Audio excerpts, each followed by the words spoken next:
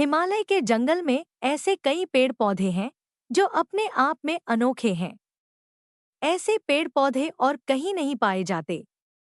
इन पर लगने वाले फल और फूल सबसे अलग होते हैं। इन पर लगने वाले फल इतने मीठे और खुशबूदार होते हैं कि कोई भी इन्हें खाए बिना रह नहीं सकता।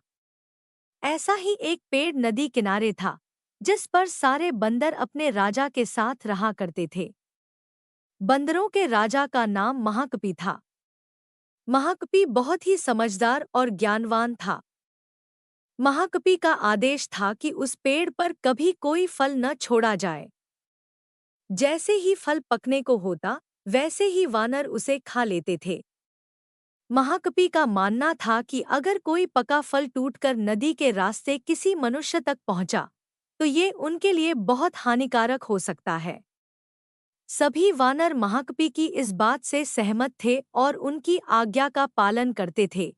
लेकिन एक दिन एक पका फल नदी में जा गिरा, जो पत्तियों के बीच छुपा हुआ था। वह फल नदी में बहकर एक जगह पहुंच गया, जहां एक राजा अपनी रानियों के साथ घूम रहा था। फल की खुशबू इतनी अच्छी थी कि आनंदित होकर रानियों ने अपनी आंखें बंद कर ली। राजा भी इस खुशबू पर मोहित हो गया। राजा ने अपने आसपास निहारा, तो उसे नदी में बहता हुआ फल दिखाई दिया। राजा ने उसे उठाकर अपने सिपाहियों को दिया और कहा कि कोई इसे खाकर देखे कि यह फल कैसा है। एक सिपाही ने उस फल को खाया और कहा कि ये तो बहुत मीठा है। इसके बाद राजा ने भी उस फल को खाया और आनंदित हो उठा। उसने अपने सिपाहियों को उस पेड़ को खोज निकालने का आदेश दिया, जहां से ये फल आया था। काफी मेहनत के बाद राजा के सिपाहियों ने पेड़ को खोज निकाला। उन्हें नदी किनारे वो सुंदर पेड़ नजर आ गया। उस पर बहुत सारे वानर बैठे हुए थे। सिपाहियों को ये बात पसंद नहीं आई और उन्होंने वानरों को एक-एक करके मारना शुरू कर दिया। वानरों को घायल देखकर महाकपि ने समझदारी से काम लिया।